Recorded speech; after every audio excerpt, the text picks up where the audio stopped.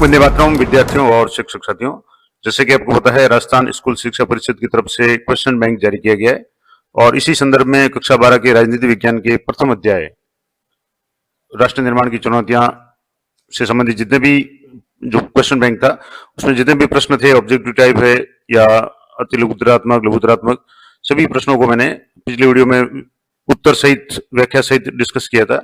आज हम इसके अगले चरण में यानी जैसे ये जो क्वेश्चन बैंक है और इसमें चैप्टर वाइज जो भी क्वेश्चन बैंक दिया हुआ है, जैसे पहला था राष्ट्र निर्माण की चुनौतियां, सेकंड जो इसका चैप्टर है, पहली जो किताब थी स्वतंत्र भारत में राजनीति, एक दल के प्रभुत्व का दौर, इससे संबंधित जितने भी प्रश्न परीक्षा की दृष्टि से महत्वपूर्ण है और राजस्थान स्कूल शिक्षा परिषद से जो भी जारी किया गया क्वेश्चन बैंक उसको डिस्कस करेंगे। तो आइए शुरू करते हैं। अगर आपने पहला वीडियो नहीं देखा है राष्ट्र निर्माण की चुनौतियां तो वो आप जरूर देखें। मैंने पूरी एक प्ले लिस्ट बना रखी है राजनीति विज्ञान कक्षा 12 पॉलिटिकल साइंस से संबंधित, तो उसको आप जरूर देखें। उसमें आपको प्रत्येक चैप्टर की समरी और इसके अलावा ऑब्जेक्टिव टाइप जितने भी प्रश्न बन रहे हैं उनके भी वीडियो मैंने पहले अपलोड कर रखे हैं। तो आइए शुरू करते हैं। एक दल के प्रभुत्व का दौर, सबसे पहले बात करेंगे वस्तुनिष्ठ प्रश्नों से। तो भारत के पहले चुनाव आयुक्त कौन थे? चार ऑप्शन थे, सुकुमार सेन, पीसी जोशी, ए गोपालन और सी राजगोपालाचारी।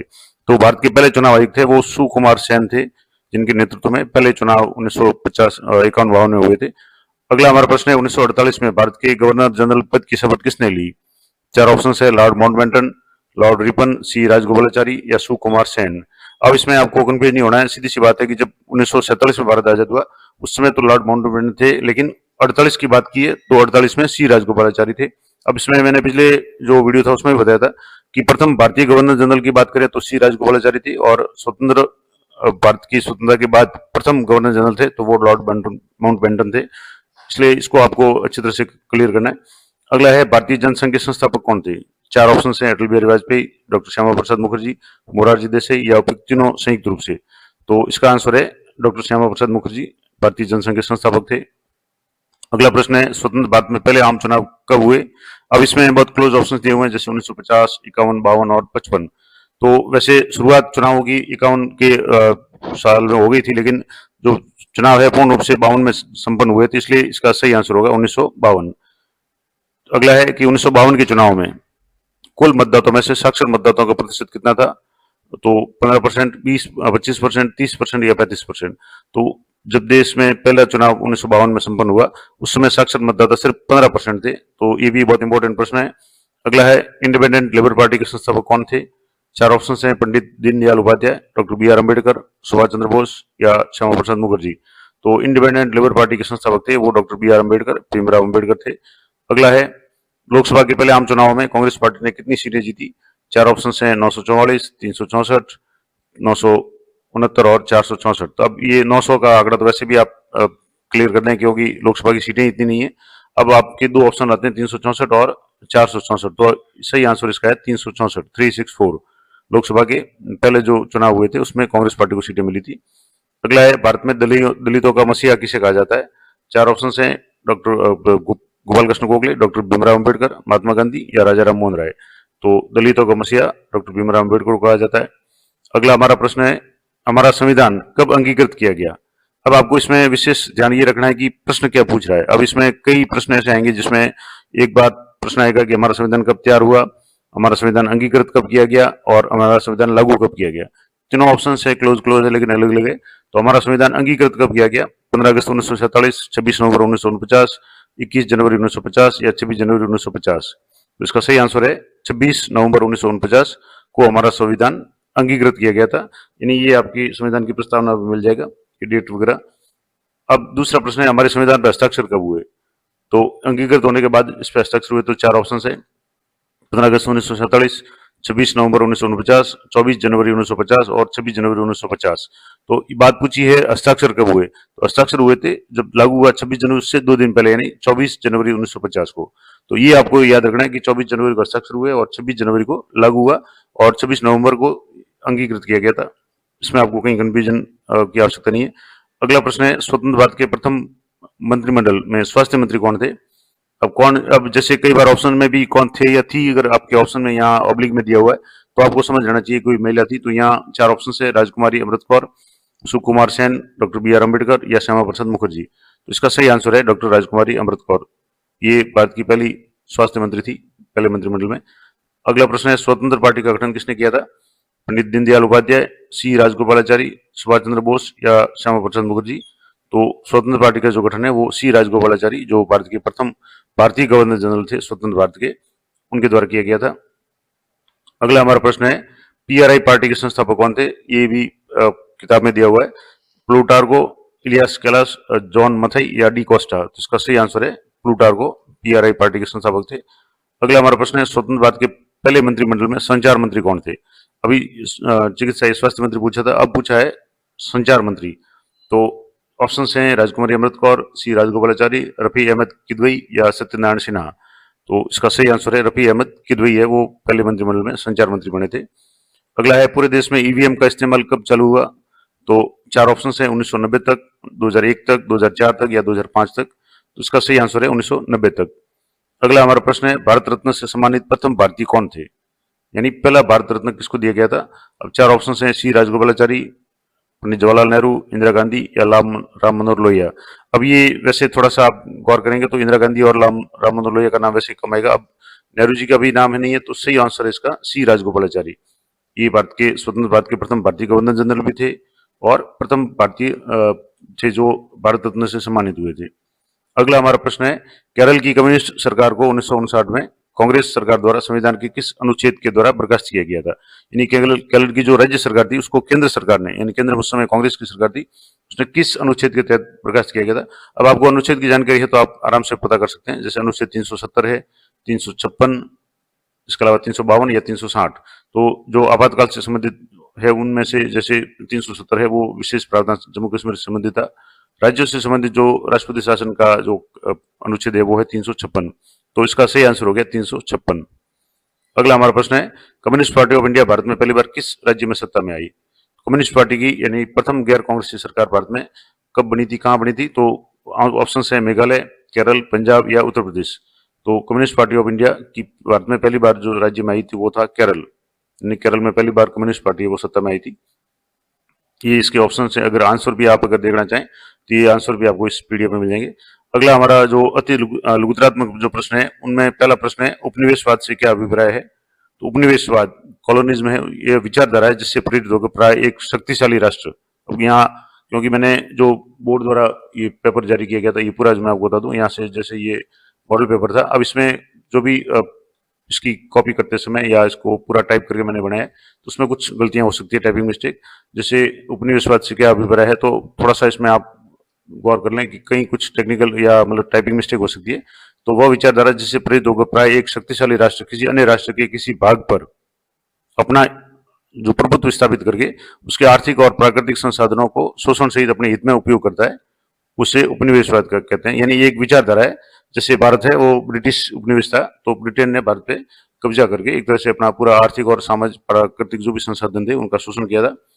अगला है, भारत में लंबे समय तक कांग्रेस के दलीय तंत्र के लिए उत्तरदायी कारणों का संक्षेप में उल्लेख कीजिए। यानी भारत में शुरुआत के जो 3 दशक थे और इसी कारण से इस चैप्टर का नाम भी एक दल के प्रभुत्व का दौर पड़ा। यानी भारत में शुरुआत में एक दल का ही प्रभुत्व रहा। अब इसके क्या कारण थे? तो इसके कारण आपकी पाठ्यपुस्तक में अच्छी तरह से दिए हुए कि भारत में लंबे समय तक कांग्रेस के दलीय प्रभुत्व के जो उत्तरदायी कारण थे वो तो था, पहला था कि स्वतंत्र संघर्ष में कांग्रेसी नेताओं का जनता में अधिक लोकप्रिय होना। दूसरा, राष्ट्र के कोने कोने और ग्रामीण स्तर पर कांग्रेस का गठन हुआ। तीसरा है पंडित जवाहरलाल नेहरू का करिश्माई व्यक्तित्व। ये कुछ कारण थे, क्योंकि जब देश आजाद हुआ उस समय राजनीतिक पार्टी के रूप में सिर्फ कांग्रेस ही थी जो स्वतंत्रता संग्राम से पहले यानी 1885 से ही इसका गठन हो गया था और एक स्वतंत्रता संग्राम से जुड़ी पार्टी के रूप में थी। और जब देश आजाद हुआ तो एक राजनीतिक पार्टी के रूप में जो भी कार्यकर्ता देश के जो नेता थे, प्रसिद्ध नेता, वो सारे कांग्रेस में जुड़े हुए थे। इस कारण से लगातार 3 जो कार्यकाल थे, चुनाव जो थे, उनमें कांग्रेस का प्रभुत्व रहा। अगला है, भारत ही एकमात्र ऐसा देश नहीं है जो एक पार्टी के प्रभुत्व के दौर से गुजरा हो।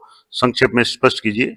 अब आपको मैं हमेशा कहता हूं कि आपको प्रश्न को समझना है। अब प्रश्न पूछ रहा है कि भारत ही एकमात्र ऐसा देश नहीं है कि जहां एक पार्टी के प्रभुत्व का दौर हो। जैसे भारत में शुरुआत के जो 3 आम चुनाव हुए एक ही पार्टी यानी कांग्रेस का प्रभुत्व रहा, तो ऐसा भारत ही नहीं और भी देश है। तो आपको और देशों के इसमें उदाहरण देने, तो इसका आंसर हो गया कि भारत ही एकमात्र ऐसा देश नहीं है जो एक पार्टी के प्रभुत्व के दौर से गुजरा हो। विश्व के कई देशों में एक पार्टी के प्रभुत्व के बहुत सारे उदाहरण आपको मिल जाएंगे, जिसमें कुछ में जैसे चीन है, क्यूबा है, सीरिया जैसे देशों में मंत्रिमंडल में केवल एक ही पार्टी को देश में शासन की अनुमति दी गई है। अब इसमें अलग अलग कारण है। एक तो कुछ देश तो ऐसे हैं कि जहाँ एक ही पार्टी की व्यवस्था है, तो वहां तो सीधी सी बात है कि वहां एक पार्टी का ही प्रभुत्व रहेगा। और कुछ ऐसे देश है जैसे म्यांमार, जो पहले बर्मा कहलाता था, मलेशिया है, इरिट्रिया है, इसमें एक पार्टी का प्रभुत्व कानूनी और सैन्य उपायों के चलते स्थापित हुआ। यानी वहां कुछ तानाशाही के कारण, सैनिक या शक्ति के कारण एक ही दल का प्रभुत्व है वो लगातार चला। इसके अलावा अब से कुछ साल पहले तक मैक्सिको, दक्षिण कोरिया और ताइवान भी एक पार्टी के प्रभुत्व वाले देश थे। तो ये आपको कुछ उदाहरण देने हैं जिससे आपको पता चल जाए कि भारतीय नहीं, अन्य विश्व के कई देशों में भी एक दल के प्रभुत्व का दौर है वो चला था। अगला हमारा प्रश्न है, क्या एकल पार्टी प्रभुत्व प्रणाली का भारतीय राजनीति के लोकतांत्रिक चरित्र पर खराब असर हुआ? अब बात वही है कि जो एक दल का प्रभुत्व था, इसका नेगेटिव पॉइंट क्या रहे? तो ये हमेशा होता है कि जैसे किसी भी पार्टी का अगर लगातार एक ही जो समय तक, लंबे समय तक अगर प्रभुत्व रहेगा, तो कुछ इसके नेगेटिव पॉइंट्स भी होंगे। जैसे भारत में है कि एक पार्टी प्रभुत्व प्रणाली के कारण कोई अन्य विचारधारा या गठबंधन या पार्टी उभर कर सामने नहीं आ पाती है जो मजबूत और संगठित विपक्ष की भूमिका निभा सके। इस कारण मतदाताओं के पास में, जिस देश की बात करें, तो कांग्रेस को समर्थन देने के अलावा कोई विकल्प ही नहीं था, क्योंकि उस समय कोई ज्यादा विशेष विपक्षी पार्टियां ही नहीं थी। इसके अतिरिक्त एक दलीय प्रभुत्व के कारण प्रशासन की कार्यकुशलता कम हो गई और भ्रष्टाचार में भी वृद्धि हो गई, क्योंकि जब किसी व्यक्ति को रोकने वाला, उसका विरोध करने वाला कोई नहीं होगा, तो उसकी मनमानी है वो अक्सर बढ़ जाती है। तो ये कुछ कमियां रही कि जो लोकतंत्र पर एक तरह से नेगेटिव प्रभाव पड़ा। अगला प्रश्न है, दल बदल से आप क्या समझते हैं? बहुत ही चर्चित शब्द है दल बदल। तो जब कोई जनप्रतिनिधि किसी विशेष राजनीतिक दल के चुनाव चिन्ह को लेकर के चुनाव लड़े और जीत जाए, और जीतने के बाद अपने स्वार्थ के लिए या किसी अन्य कारण से अपने दल को छोड़ करके किसी अन्य दल में शामिल हो जाए, तो उसे दल बदल कहा जाता है। इसके संबंध में एक जुमला है, आयराम गैराम वाला, भी आपने पाठ्य पुस्तक में पढ़ा होगा, वो भी अगर आगे आएगा तो मैं बता दूंगा। अगला हमारा प्रश्न है कि डॉक्टर भीमराव अम्बेडकर ने कांग्रेस पार्टी को एक सराय की संज्ञा दी, जो सराय होती है जहां लोग मुसाफिर ठहरते हैं। तो अब इसका कारण क्या था? तो क्योंकि कांग्रेस ने अपने अंदर क्रांतिकारी, शांतिवादी, कंजर्वेटिव, रेडिकल, गर्मपंथी, नरमपंथी, दक्षिणपंथी, वामपंथी और हर विचारधारा के मध्यम मार्गियों को समाहित किया। और कांग्रेस ने एक मंच का भी कार्य किया जिसपे अनेक समूह, हित और राजनीतिक दल तक आज उठते थे और राष्ट्रीय आंदोलन में भाग लेते थे। यानी कांग्रेस के जो संस्था स्थापना जो 1850 में हुई थी, वो एक राष्ट्रीय आंदोलन के नेताओं के गुट के रूप में हुई थी। तो इस कारण से इसको एक सराय की संख्या दी जिसमें सभी विचारधाराओं के लोग हैं वो जुड़े हुए थे। अगला है, निर्दलियों की बढ़ती संख्या एक चुनौती है, स्पष्ट कीजिए। तो किसी भी राजनीतिक चुनाव में जब किसी दल को स्पष्ट बहुमत नहीं मिलता, तब निर्दलीय जो उम्मीदवार होते हैं उनकी भूमिका बढ़ जाती है और परिणाम स्वरूप निर्दलीय उम्मीदवारों की संख्या में वृद्धि हो रही है। और इससे क्या हो रहा है कि जो निर्दलीय उम्मीदवार है वो भ्रष्टाचार की प्रवृत्ति को बढ़ावा देते हैं, क्योंकि जब किसी भी दल को स्पष्ट बहुमत नहीं मिलता, तो प्रत्येक दल चाहता है कि वो निर्दलीय उसकी तरफ आए और उनको विभिन्न प्रकार के जो प्रलोभन देते हैं, और इस कारण से भ्रष्टाचार की प्रवृत्ति को बढ़ावा मिलता है। और ये भारतीय दलीय व्यवस्था के हित में नहीं है। और कुछ समय तक जब गठबंधन सरकारों का दौर चला, उस समय जो निर्दलीय उम्मीदवार थे उनकी भूमिका बढ़ गई थी। हालांकि अभी वर्तमान के 2-3 चुनावों में एक पार्टी का प्रभुत्व की तरफ से वापिस देश में अग्रसर हो रहा है। तो ये चलता रहता है राजनीतिक विचारधाराओं के अंतर्गत। अगला है, समाजवादी दलों और कम्युनिस्ट पार्टी के बीच में 3 अंतर बताइए। समाजवादी दलों और कम्युनिस्ट पार्टी का जो अंतर है, तो पहला अंतर है कि समाजवादी दल लोकतांत्रिक विचारधारा में विश्वास करते हैं, जबकि कम्युनिस्ट पार्टी सर्वहारा वर्ग के अधिनायकवाद में विश्वास करते हैं। सर्वहारा यानी मजदूर वर्ग की सरकार या सत्ता है उसके पक्ष में कम्युनिस्ट पार्टी होती है, जबकि समाजवादी दल है वो लोकतांत्रिक विचारधारा में विश्वास करते हैं। अगला है कि समाजवादी दल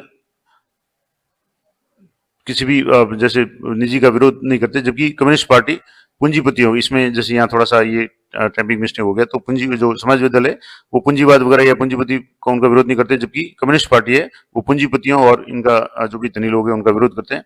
अगला है कि समाजवादी दल अपने उद्देश्य की प्राप्ति के लिए राज्य रूपी संस्था को रखना चाहते हैं, यानी समाजवादी है वो राज्य को महत्व देते हैं, जबकि कम्युनिस्ट पार्टी है वो राज्य को समाप्त करने के पक्ष में है। कम्युनिस्ट पार्टी की मान्यता है कि राज्य है वो भेदभाव करता है, इसलिए अधिनायकवाद या जो भी मजदूर वर्ग की सत्ता है उसमें विश्वास करते हैं। अगला है, भारतीय जनसंघ और स्वतंत्र पार्टी के बीच में अंतर लिखिए। तो भारतीय जनसंघ की विचारधारा आपको लिखनी है और स्वतंत्र पार्टी की। तो भारतीय जनसंघ है वो, ये पार्टी है वो सांस्कृतिक राष्ट्रवाद पर जोर देती है। इसका जो ध्येय वाक्य या विचारधारा थी वो थी, एक राष्ट्र, एक देश, एक संस्कृति। इस विचारधारा में विश्वास करती है और ये धार्मिक और सांस्कृतिक अल्पसंख्यकों को रियायत देने की विरोधी पार्टी थी भारतीय जनसंघ। इसके अलावा ये पार्टी है बुनियादी उद्योगों पर राज्य नियंत्रण की स्थापित करने में विश्वास करती थी, और ये पार्टी चीन और सोवियत विचारधारा और नीति के विरुद्ध थी, क्योंकि कम्युनिस्ट पार्टी है वो सोवियत और रूस और चीन से प्रभावित थी, जबकि जनसंघ है वो भारतीय राष्ट्र संस्कृति पे ज्यादा जोर देती थी। अगला है स्वतंत्र पार्टी है, तो ये पार्टी है सांप्रदायिक पार्टी या हिंदू राष्ट्रवादी पार्टी नहीं थी। ये सभी धार्मिक अल्पसंख्यकों का पक्ष लेती थी और उन्हें रियायत देने के पक्ष में थी। ये स्वतंत्र पार्टी की विशेषता। इसके अलावा ये पार्टी अर्थव्यवस्था में राज्य के हस्तक्षेप के खिलाफ में थी, और स्वतंत्र पार्टी है वो सोवियत विचारधारा के खिलाफ थी और चाहती थी कि भारत और अमेरिका में घनिष्ठ संबंध बने। तो स्वतंत्र पार्टी का जो झुकाव था वो अमेरिका की तरफ था, जबकि कम्युनिस्ट पार्टियां वगैरह उनका झुकाव है चीन और सोवियत संघ की तरफ था। अगला है विपक्षी दल से आप क्या समझते हैं या क्या अभिप्राय है।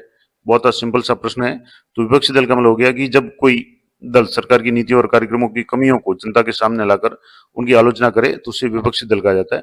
और सीधी सी बात है कि जब चुनाव होते हैं उसके बाद में जिस दल की सरकार बनती है उसका जो दूसरा दल होता है जिसकी सरकार नहीं बनती वो विपक्ष की भूमिका निभाता है। तो सत्तारूढ़ दल के बाद दूसरे बड़ी जो संख्या में जो भी दल होता है, और भारत में विपक्षी दल की जो मान्यता है उसके लिए कुल सदस्य संख्या का कम से कम 1/10 भाग अवश्य होना चाहिए, तभी विपक्षी दल की मान्यता मिलती है। यानी जितनी भी जैसे लोकसभा की सीटें हैं उसका 10% कम से कम अगर विपक्ष के एमपी होते हैं तभी उसको विपक्षी दल की मान्यता मिलती है। अगला हमारा प्रश्न है साझा सरकारों के हुए परिणाम का उल्लेख कीजिए। यानी जब गठबंधन सरकारों को दोहराया इससे क्या क्या परिणाम हुए। तो गठबंधन या साझा सरकारें, अब आपको कई बार शब्द को मैं आपको कंफ्यूज नहीं होना है। अब साझा सरकार पूछे और आप कंफ्यूज हो जाए तो गठबंधन सरकार और साझा सरकार एक ही बात है। साझा का मतलब हो गया कि जब दो या दो से अधिक दल मिलकर के सरकार बनाते हैं, और वही बात गठबंधन में भी है। तो उसके क्या परिणाम हुए। तो जो गठबंधन की सरकार है उससे एक तो विभाजन और विघटन की प्रवृत्ति को बढ़ावा मिलता है। इसके अलावा अवसरवादिता की प्रवृत्ति बढ़ती है, क्योंकि जो भी निर्दलीय वगैरह होते हैं उनको अवसर मिल जाता है कि वो इस पार्टी में जाए या इस गुट में जाए, और इसमें गुटबाजी बढ़ जाती है। और उत्तरदायित्व की प्रवृत्ति है उसमें भी नेगेटिव असर पड़ता है, क्योंकि वो बदल बदल की प्रवृत्ति में ज्यादा विश्वास रखते हैं। और राजनीतिक दलों की नीतियों और कार्यक्रमों में अनिश्चितता और अस्पष्टता होती है। कोई भी पार्टी है वो अपने जो भी कॉमन मिनिमम प्रोग्राम या जो भी उसकी घोषणाएं उनको सही तरह से लागू नहीं कर पाती, क्योंकि उसके साथ गठबंधन में जुड़े हुए अन्य दलों का भी इस पर दबाव होता है। तो ये कुछ साझा सरकारों के नेगेटिव पॉइंट्स हैं। अगला प्रश्न है कि आलोचक ऐसा क्यों सोचते थे कि भारत में चुनाव सफलतापूर्वक नहीं कराए जा सकते। किन्हीं दो कारणों को उल्लेख कीजिए। जब भारत में पहले आप चुनाव हुए तब आपको पता है कि आपके पाठ्य पुस्तक में लिखा हुआ कि विश्व लेवल के जो भी नेता वगैरह थे उन्होंने कई तरह के नेगेटिव बातें की थी कि भारत में लोकतंत्र सफल नहीं हो पाएगा, और इससे इतने बड़े देश में जहां 15% लोग ही साक्षर है मतदान करवाना संभव नहीं होगा। तो इनके क्या तर्क थे। तो पहला तो तर्क था कि भारत का जो क्षेत्रफल और जनसंख्या की दृष्टि से बहुत बड़ा देश है, और शुरू से ही सभी 21 वर्ष के वयस्क, क्योंकि उस समय जो मतदान की आयु थी वो 21 वर्ष थी, जिसमें स्त्री और पुरुष शामिल थे, वो सार्वभौमिक वयस्क मताधिकार दे दिया गया था। तो उस कारण से क्या होता कि इतने बड़े निर्वाचक मंडल के लिए व्यवस्था करना बहुत कठिन होगा। उसका दूसरा जो था कि भारत के अधिकांश मतदाता अशिक्षित थे। मैंने अभी कहा कि 15% लोग ही साक्षर थे। तो जिनमें स्वतंत्र और समझदारी से मताधिकार का प्रयोग किस प्रकार से होगा, ये बहुत बड़ा प्रश्न था, और इस पर लोगों को विश्वास ही नहीं था। परंतु ये मात्र एक भ्रम साबित हुआ जब चुनाव संपन्न हुए सफलतापूर्वक, और सुकुमार सेन है वो देश के प्रथम चुनाव आयुक्त थे। ये भी प्रश्न आ चुका है पहले। तो कुल मिलाकर के जो लोग आलोचक थे उनका मुंह बंद हो गया, क्योंकि भारत में सफलतापूर्वक वो चुनाव 1951-52 में संपन्न हो गए। अगला है डॉक्टर श्यामा प्रसाद मुखर्जी ने नेहरू मंत्रिमंडल से इस्तीफा क्यों दिया। तो श्यामा प्रसाद मुखर्जी एक महान देशभक्त और स्वतंत्रता सेनानी थे। वे मंत्रिमंडल सभा के सदस्य भी रहे, और इन्होंने जनसंघ की स्थापना की थी। स्वतंत्रता के बाद में पंडित जवाहरलाल नेहरू के नेतृत्व में जब पहला मंत्रिमंडल गठित किया गया था उनमें उन्हें मंत्री नियुक्त किया गया था। लेकिन पंडित नेहरू के साथ पाकिस्तान के संबंधों के साथ में मतभेदों के कारण उन्होंने 1950 में मंत्री पद से इस्तीफा दे दिया। तो मेन इस्तीफे का कारण था कि नेहरू जी की जो पाकिस्तान के प्रति जो संबंधों की जो नीति थी उसके वे खिलाफ थे, और इस कारण से उन्होंने 1950 में इस्तीफा दे दिया। अगला है 1950 के दशक में विपक्षी दलों की मौजूदगी ने भारतीय शासन व्यवस्था के लोकतांत्रिक चरित्र को बनाए रखने में महत्वपूर्ण भूमिका अदा की। इस कथन पर प्रकाश डालिए। तो 1950 के दशक में वैसे विपक्षी दलों की बहुत सीमित भूमिका थी। तो अब इस कथन में है कि विपक्षी दलों ने कांग्रेस पार्टी की नीतियों और व्यवहारों की आलोचना की, और हमेशा विपक्ष का काम ही होता है कि जो भी सरकार है उसकी कमियों को जनता तक पहुंचाए, और इन आलोचनाओं के में सिद्धांतों का बल होता था। इसके अलावा विपक्षी दलों ने शासन पर नियंत्रण रखा, और इन दलों के कारण कांग्रेस पार्टी के भीतर है वो शक्ति संतुलन बदला। अगला है कि इन दलों ने लोकतांत्रिक राजनीतिक विकल्प की संभावना को जीवंत बनाए रखा। ऐसा करके इन दलों ने व्यवस्था जनित जो दोष या रोष था उसको लोकतंत्र विरोधी बनने से रोकने में महत्वपूर्ण भूमिका का निर्वहन किया, और इन दलों ने ऐसे नेता तैयार किए जिन्होंने आगे के समय में हमारे देश की तस्वीर को संवारने में महत्वपूर्ण भूमिका निभाई। तो कुल मिलाकर के विपक्ष का काम जो था वो शुरुआत के दलों ने भी किया। हालांकि विपक्ष इतना मजबूत नहीं था, फिर भी विपक्षी दलों की जो है भूमिका वो अपने आप में बहुत महत्वपूर्ण है, खास करके लोकतंत्र में। अगला है, अगर पहले आम चुनाव के बाद भारतीय जनसंघ अथवा कम्युनिस्ट पार्टी की सरकार बनी होती तो किन मामलों में सरकार ने इनसे अलग नीति अपनाई होती? इन दोनों दलों द्वारा अपनाई गई नीतियों के बीच में 3 अंतर का उल्लेख करें। अब ये कुछ प्रश्न ऐसे हैं कि जहां आपको सोचना है। आपने अगर चैप्टर अच्छी तरह से पढ़ लिया है तो आप दोनों की जो विचारधारा है, भारतीय जनसंघ की या कम्युनिस्ट पार्टी की, अगर सरकार बनी होती और कांग्रेस की नहीं बनी होती तो आपको तुलना करनी है कि कैसा माहौल होता है या किस तरह के अंतर होता। तो भारतीय जनसंघ है, उसकी विचारधारा आपको देखना है। तो भारतीय जनसंघ की विचारधारा है और कार्यक्रम में अन्य दलों से अलग थे।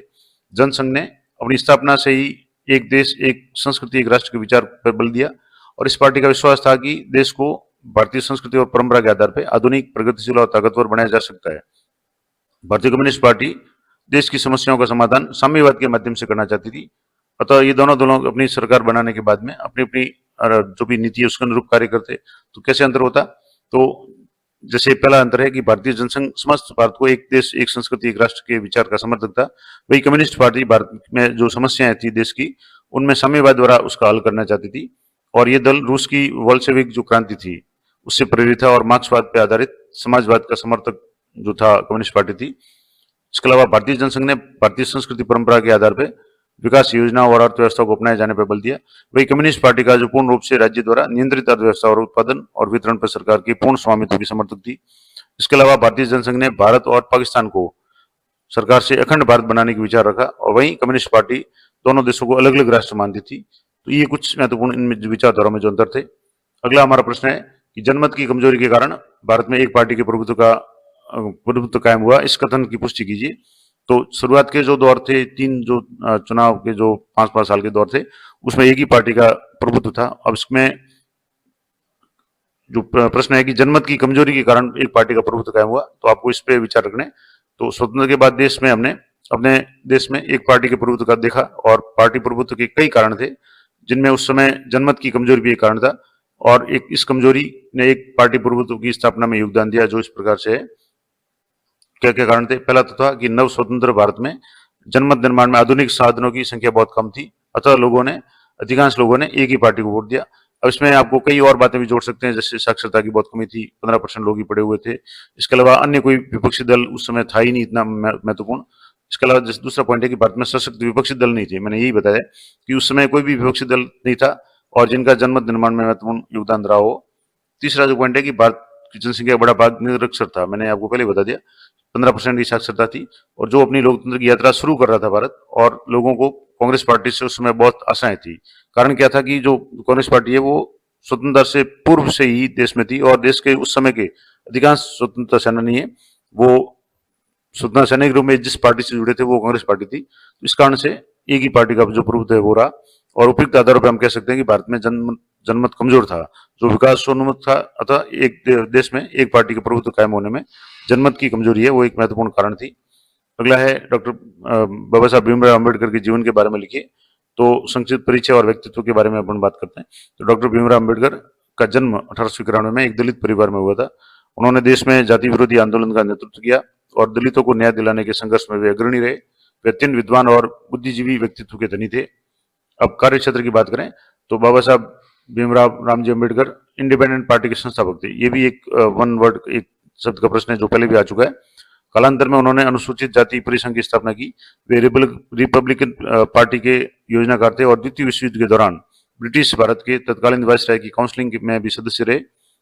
वे देश के लिए संविधान निर्माण करने वाली संविधान सभा की प्रारूप समिति के अध्यक्ष भी रहे। इसके अलावा स्वतंत्रता के बाद पंडित जवाहरलाल नेहरू के मंत्रिमंडल में वे मंत्री रहे और 1951 में हिंदू कोड बिल के मुद्दे पर अपनी असहमति जताते हुए नेहरू मंत्रिमंडल से अपना इस्तीफा दे दिया था और जीवन के अंतिम दिनों में उन्होंने अपने हजारों अनुयायियों के साथ में बौद्ध धर्म ग्रहण किया था और 1956 में उनका निधन हो गया था। ये कुछ इंपॉर्टेंट पॉइंट्स है जो आपको याद करने। अगला एक भारत में लोकतंत्र स्थापित करने में चुनौतियों को समझाइए। तो किन किन चुनौतियों का भारत में सामना करना पड़ा लोकतंत्र की स्थापना में? तो उसमें पहली चुनौती थी कि विभिन्न धार्मिक राजनीतिक समूहों के मध्य एकता स्थापित करना। धार्मिक नेताओं के समक्ष लोकतंत्र की स्थापना हेतु विभिन्न राजनीतिक और धार्मिक समूहों के मध्य में पारस्परिक एकता की भावना को विकसित करना बहुत बड़ी चुनौती थी। इसके अलावा सबसे बड़ी चुनौती थी निष्पक्ष चुनावों की व्यवस्था करना। क्योंकि उस समय भारत में साक्षरता बहुत कम थी, मशीनरी बहुत कम थी। इसके अलावा कर्मचारी वगैरह की कमी थी, कोई भी वोटर लिस्ट वगैरह बनाई हुई नहीं थी, तो सारा काम पहली बार करना था। तो भारत के विशाल आकार को देखते हुए निष्पक्ष चुनाव की व्यवस्था करना भी एक गंभीर चुनौती थी। और इस संबंध में आपको पता है कि विदेशी मीडिया ने तो यहाँ तक कहा था कि भारत है वो लोकतंत्र भारत में सफल हो ही नहीं पाएगा, चुनाव संभव है ही नहीं। और जैसे चुनाव से संबंधित जो भी कार्य थे, जिसमें चुनाव क्षेत्रों का सीमांकन करना, मताधिकार प्राप्त वयस्क व्यक्तियों की सूची बनाना, जैसे वोटर लिस्ट सामान्य भाषा में कहा जाता है, बहुत आवश्यक था और बहुत जटिल था। इसके अलावा मतदाताओं में केवल 15% लोग ही साक्षर थे और इसी कारण से 1952 के चुनाव में लगभग 50% मतदाताओं ने वोट डाला। हालांकि पहले चुनाव में ये भी बहुत बड़ी बात थी और जो प्रथम चुनाव हुए वो निष्पक्ष हुए और इस तरह से भारत में लोकतंत्र स्थापित करने में सफल रहा। अब है निबंधात्मक प्रश्न। वीडियो थोड़ा सा लंबा हो जाएगा लेकिन मैं आपको बता देता हूँ। और पहला जो प्रश्न है कि कांग्रेस किन अर्थों में विचारधारात्मक गठबंधन थी? कांग्रेस में मौजूद विभिन्न विचारधारात्मक उपस्थितियों को उल्लेख करें तो जब देश को स्वतंत्रता प्राप्त हुई तब कांग्रेस एक गठबंधन का आकार ले चुकी थी और इसमें सभी प्रकार की विचारधारा का समर्थन करने वाले समूह और विचारकों ने अपने आपको कांग्रेस में मिला दिया था। मैंने पहले ही कहा इसमें जैसे गर्मपंथी, नरमपंथी, रेडिकल वगैरह सभी विचारधारा के लोग शामिल थे और कांग्रेस को निम्नलिखित अर्थों में एक विचारात्मक गठबंधन की संज्ञा दी जा सकती है। तो पहला पॉइंट है कि प्रारंभ से ही अनेक समूहों ने अपनी पहचान को कांग्रेस के साथ समाहित किया। अनेक बार किसी समूह ने अपनी पहचान को कांग्रेस के साथ एक साथ नहीं किया और वह अपने अपने विश्वासों पर चलते हुए विचार करते हुए एक व्यक्ति या समूह के रूप में कांग्रेस के भीतर बने रहे। इस अर्थ में कांग्रेस एक विचारधारात्मक गठबंधन थी, यानी अलग अलग विचारधारा के लोग भी इसमें शामिल थे। इसके अलावा 1924 में भारतीय साम्यवादी दल की स्थापना हुई। सरकार ने इसे प्रतिबंधित कर दिया और ये दल 1942 में कांग्रेस में एक गुट के रूप में रहकर ही कार्य करता रहा और 1942 में इस गुट को कांग्रेस से अलग करने के लिए सरकार ने इस पर प्रतिबंध हटा दिया। कांग्रेस ने शांतिवादी, क्रांतिकारी, ये जो मैंने बताया, रूढ़िवादी, परिवर्तनकारी, गर्मपंथी, नरमपंथी, दक्षिणपंथी, वामपंथी और प्रत्येक विचारधारा के जो भी मध्यम मार्गी थे उनको समाहित किया।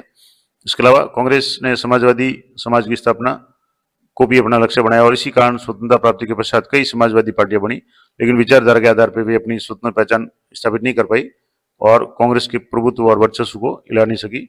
इस प्रकार कांग्रेस एक ऐसा मंच था जिसपे अनेक गीत समूह और राजनीतिक दल एकत्रित होकर राष्ट्रीय आंदोलन में भाग लेते थे और आजादी से पहले अनेक संगठन और पार्टियां कांग्रेस में रहने को अनुमति प्राप्त थी। इस तरीके से ये कांग्रेस का था। इसके अलावा कांग्रेस में अनेक समूह ऐसे थे जो जिनके अपने स्वतंत्र संविधान थे, संगठनात्मक ढांचा भी था और जैसे कि कांग्रेस सोशलिस्ट पार्टी, और फिर उन्हें कांग्रेस में एक गुट बनाए रखा और वर्तमान में विभिन्न दलों को गठबंधन जो बनते हैं और ये सत्ता प्राप्ति के लिए प्रयत्न करते रहते हैं।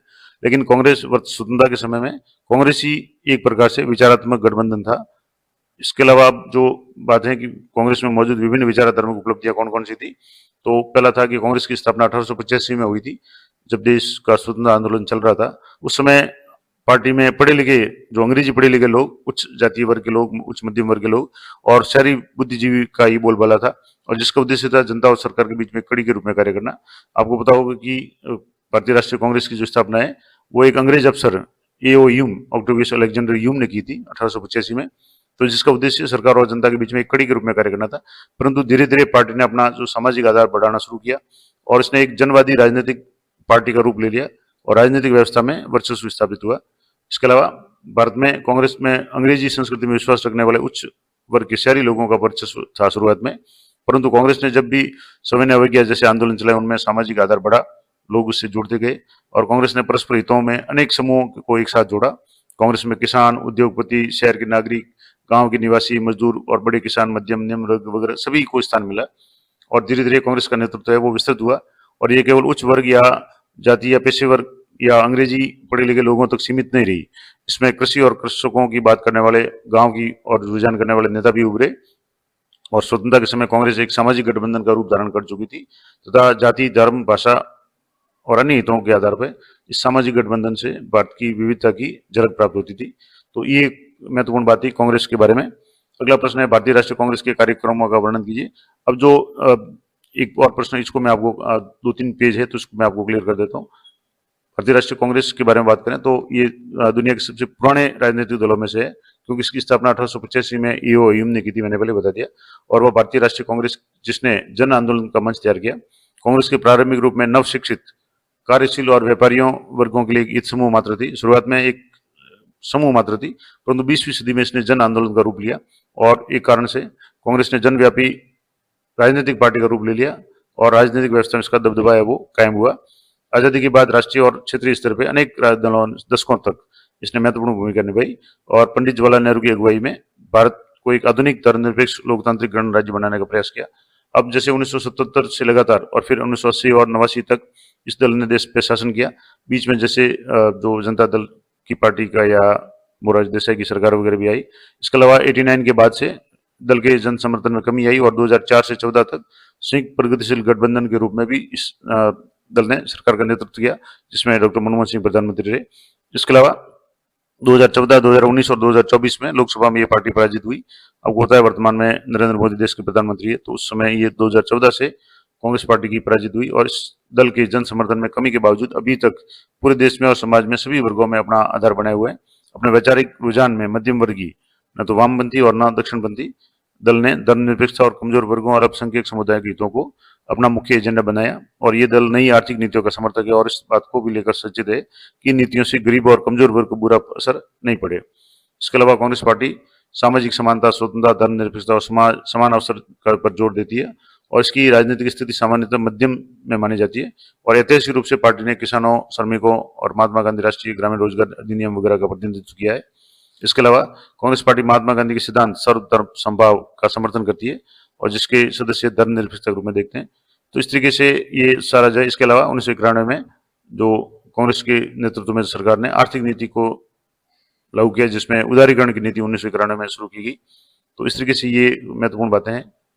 अब अगला प्रश्न है कि आम चुनाव से लेकर अब तक मतदान के तरीकों में क्या बदलाव आए, विस्तार से बताइए। अब ये प्रश्न बड़े हैं, लेकिन मैं थोड़ा सा आपको बता देता हूँ कि पहला तो है प्रत्येक उम्मीदवार के लिए एक मतपेटी रखना। पहले के चुनाव में प्रत्येक चुनाव केंद्र में प्रत्येक उम्मीदवार के लिए एक मतपेटी रखी जाती थी और उस मतपेटी पर उम्मीदवार का चुनाव चिन्ह अंकित रहता था। प्रत्येक मतदाता को एक खाली मतपत्र दिया जाता, जिससे उसे अपने पसंद के उम्मीदवार की मतपेटी में डाल देता था। अब इस कार्य में स्टील के बक्सों का प्रयोग किया जाता था और हर मतपेटी के भीतर और बाहर की ओर से उम्मीदवार का चिन्ह अंकित होता था। मतपेटी के बाहर किसी भी तरफ उम्मीदवार का नाम उर्दू, हिंदी, पंजाबी भाषा में लिखा हुआ होता था और उसके साथ साथ चुनाव क्षेत्र, चुनाव केंद्र और मतदान केंद्र की संख्या भी दर्ज होती थी। और उम्मीदवार के अंकित ब्यौरे वाला एक कागज मोहरबंद पीठासीन अधिकारी के हस्ताक्षर के साथ में मतपेटी में लगाया जाता था। तत्पश्चात मतपेटी के ढक्कन को तार के सहारे बांधा जाता था और इसी पे मोहर लगाकर इसको मोहरबंद किया जाता था। और ये समस्त कार्य चुनाव की नियत तारीख से एक दिन पहले हो जाता था। चुनाव चिन्ह और शेष ब्यौरों को दर्ज करने के लिए मतपेटी को पहले से कागज या ईंट के टुकड़े से रगड़ा जाता था और ये काम बहुत लंबा चलता था। अब धीरे धीरे उसमें जो बदलाव हुए, प्रत्येक मतदान पे हर उम्मीदवार का नाम, यानी जो मतपत्र था उस पर हर उम्मीदवार का नाम और चुनाव चिन्ह और सामान्य मतपेटी की शुरुआत हुई। अब ये 2 चुनाव के बाद में तरीका बदल दिया गया, जिसमें प्रत्येक पार्टी के लिए बक्सा रखा जाता था। अब उसकी जगह एक ही मतपत्र पर प्रत्येक उम्मीदवार का नाम लिखा जाता था और अब मतपत्र पर हर उम्मीदवार का नाम और चिन्ह अंकित किया जाने लगा, जैसे अभी भी हो रहा है। और मतदाताओं को इस मतपत्र पर अपने पसंद के उम्मीदवार के नाम पे मोहर लगानी थी और ये तरीका अगले 40 सालों तक चलता रहा। अभी जैसे जो ईवीएम के अलावा चुनाव होते हैं उनमें यही तरीका अपनाया जाता है। अगला जो चरण या बदलाव हुआ वो था ईवीएम का, इलेक्ट्रॉनिक वोटिंग मशीन। 1990 के दशक के अंत में चुनाव आयोग ने ईवीएम यानी इलेक्ट्रॉनिक वोटिंग मशीन का प्रयोग किया और 2004 तक पूरे देश में ईवीएम का प्रारंभ हो गया था इस्तेमाल।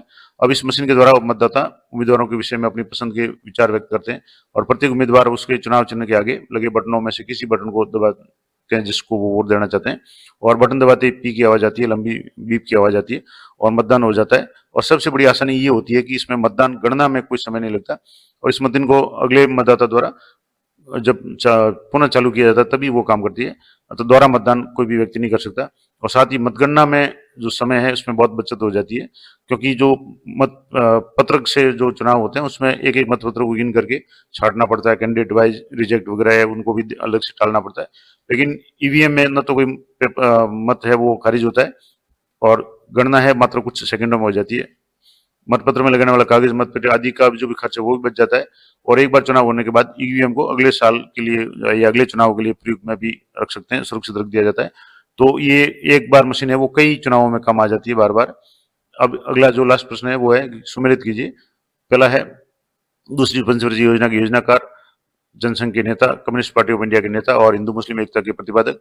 अब 4 ऑप्शन हैं, बलराज मधोक, मौलाना अब्दुल कलाम आजाद, पीसी महालनोबिस और ए के गोपालन। तो पहले ये दूसरी पंचवर्षीय योजना के जो योजनाकार थे वो थे पीसी महालनोबिस जो सांख्यिकीविद थे। दूसरा प्रश्न है जनसंघ के एक नेता, तो जनसंघ के नेता इनमें से है बलराज मधोक। तीसरा है कम्युनिस्ट पार्टी ऑफ इंडिया के एक नेता, तो कम्युनिस्ट पार्टी ऑफ इंडिया उसके नेता है ए के गोपालन।